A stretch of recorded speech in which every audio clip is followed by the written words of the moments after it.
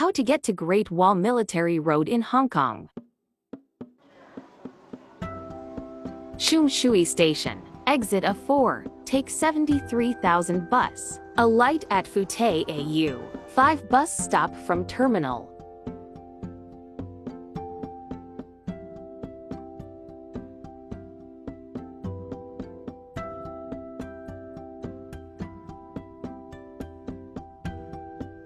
So pababa mo dito guys sa may Putiaw, maglakad ka pabalik. So yan, from the bus stop, maglalakad ka pabalik ng mga 3 minutes. So dito sa may crossing and then doon ang starting point. So dito guys, papasok tayo dito sa village na to.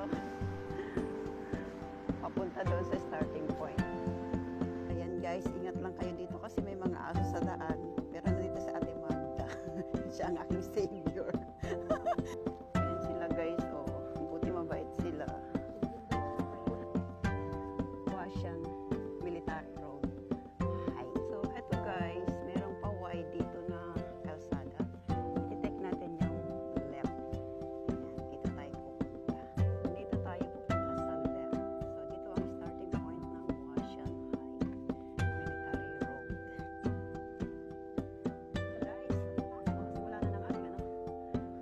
Military Road. So ito guys, nandito na tayo sa may bungad ng ano. Bungad pa lang ito guys, pero napakaganda siya.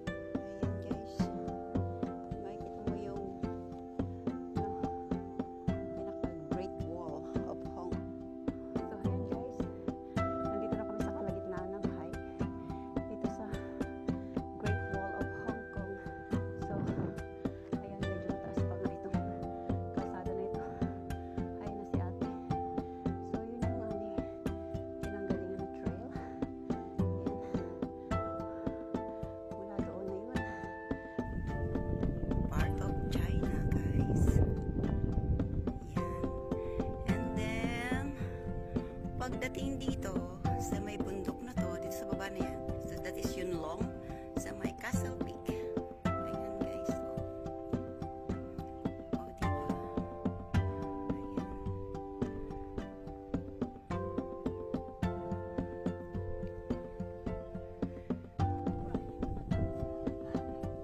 Ayan. Huashan Summit.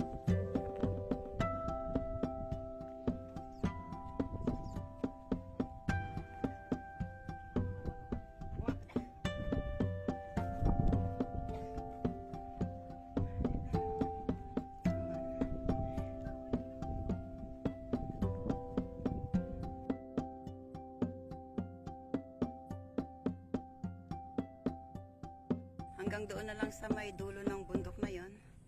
Ayan, si ate. Hanggang doon sa, yan, doon kami bababa sa mababang bundok na yon. So, okay. So far, so good naman yung aming hike dito sa Great Wall of Hong Kong. Thank you for always supporting my channel, Manang Marisa TV. Have a nice day, guys. God bless. Bye-bye. The Gate of Great Wall. End the hike here.